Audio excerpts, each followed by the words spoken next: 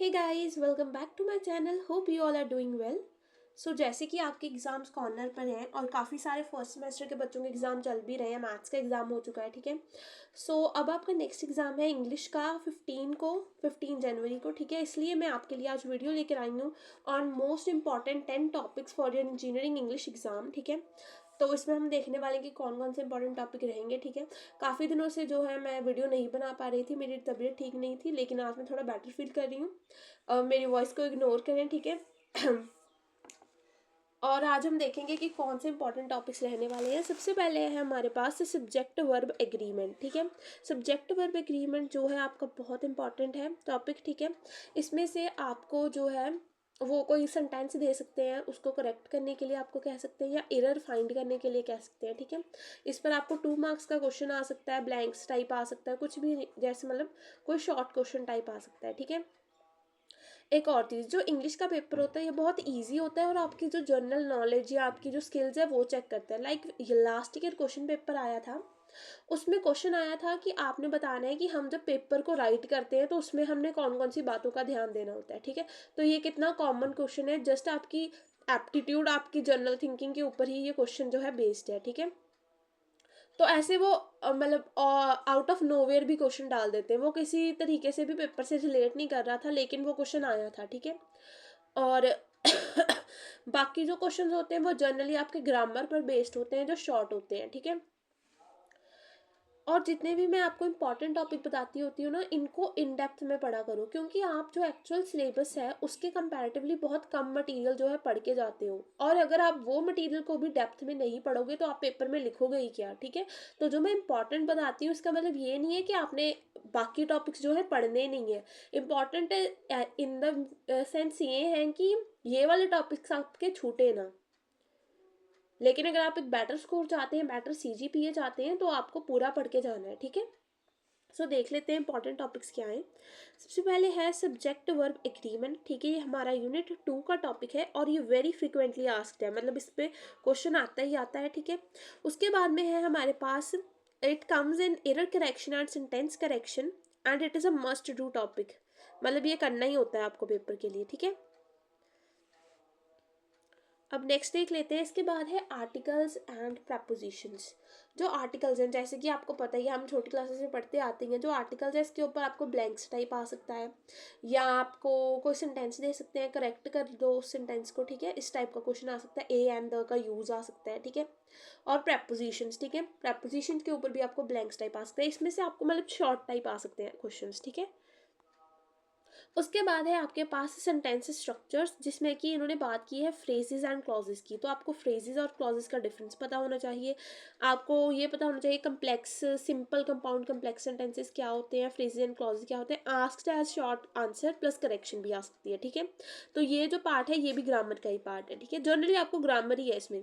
Then punctuation, punctuation के ऊपर एक आधा क्वेश्चन तो ज़रूर आता है, ठीक है, कि आपको कहाँ पर जो है कैपिटल लेटर यूज़ करना है, कॉमा यूज़ करना है, फुल स्टॉप यूज़ करना है, या कहाँ पर इन्वर्टेड कॉमर्स को यूज़ करना है, ठीक है, कोलन यूज़ करना है, सेमी कोलन यूज़ करना है, पोस्टोफी यूज़ करना है, ठीक है, एक्सक्लेमेशन मार्क यूज़ करना है, इंटेरोगेशन मार्क यूज़ करना है, ठीक है।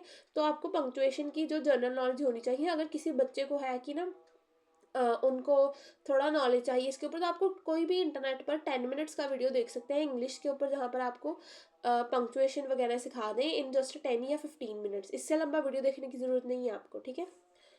इस पे डायरेक्ट क्वेश्चंस होंगे, ठीक है। एडिट करने के लिए कह सकते हैं, सेंटेंस दे देंगे आपको रॉन्ग और आपने सही सेंटेंस बनाकर लिखना है। देन है इसमें प्रिसाइज राइटिंग। अब जो प्रिसाइज राइटिंग होती है तो इसके ऊपर गारंटीड क्वेश्चन आता ही आता है। प्रिसाइज राइटिंग में क्या करेंगे, आपको एक जो है पैरा टाइप दे देंगे, ठीक है।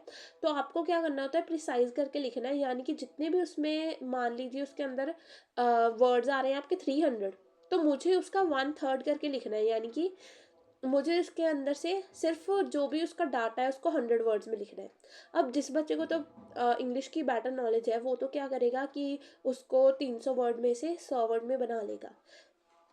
लेकिन कुछ बच्चे होते हैं जिनको नहीं होती नॉलेज या वो नहीं बना पाते, तो आपने क्या करना है, जस्ट अपने 100 वर्ड्स पूरे करने हैं। आपने क्या करना है, एक लाइन जो है स्टार्टिंग से पैरा की उठा लेनी है, एक इन द मिडल से उठा लेनी है और एक एंड से उठा लेनी है। इस तरीके से आपका प्रिसाइज राइटिंग भी हो जाएगा और 100 जो है वर्ड्स वो भी कंप्लीट हो जाएंगे, ठीक है।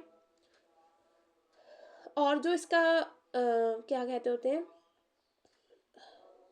थीम थीम ज़रूर लिखना है आपने इसका कि क्या बना है प्रिसाइज राइटिंग का, कि वो किस चीज़ के ऊपर है, पोल्यूशन के ऊपर है, टाइम के ऊपर है, क्या भी है, ठीक है।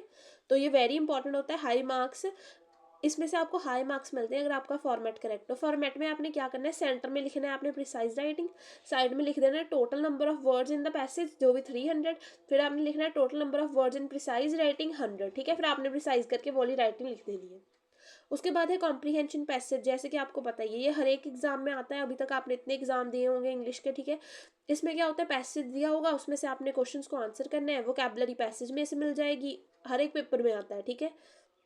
देन है आपको एसे राइटिंग आ सकता है, एसे किसी भी टॉपिक पर हो सकता है, जैसे कि डिस्क्रिप्टिव, आर्ग्यूमेंटेटिव, टेक्निकल टॉपिक हो सकता है, इसके ऊपर एक लॉन्ग क्वेश्चन हमेशा आता है, ठीक है। देन है बिजनेस लेटर या बिजनेस ईमेल, इसका आपको फॉर्मेट आना चाहिए अच्छे तरीके से। कंप्लेंट पर हो सकता है ये लेटर, इंक्वायरी पर हो सकता है, जॉब लेटर हो सकता है।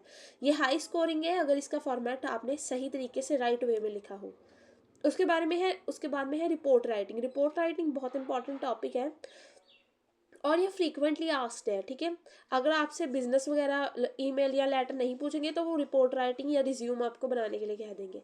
फिर उन्होंने बात की है एंड पर वोकैबुलरी की, जिसमें से आपको सिनोनियम और एंटोनियम पर शॉर्ट क्वेश्चन आंसर आ सकते हैं। लाइक आपको कह देंगे कि इस वर्ड का सिनोनियम बताओ, जैसे हेयर है, हेयर का सिनोनियम बताओ, है ना, या एंटोनियम बताओ किसी का भी, जैसे ब्यूटीफुल का एंटोनियम बताओ, ऐसा कुछ भी वर्ड हो सकता है, ठीक है।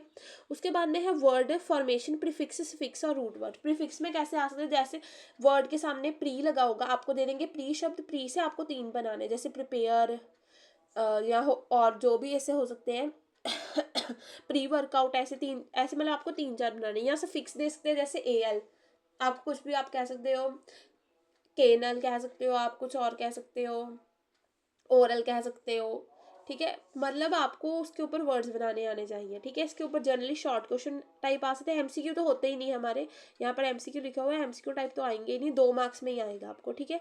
सो आपने सबसे पहले प्रायोरिटी कैसे रखनी एग्जाम की, प्रिसाइज राइटिंग पढ़ लेनी है आपने, ऐसे राइटिंग पढ़ लेनी है, देन सब्जेक्ट वर्ब एग्रीमेंट, ठीक है, articles and prepositions, business letter, email, comprehension, then punctuation, then sentence structure, then report and then vocabulary, ठीक है।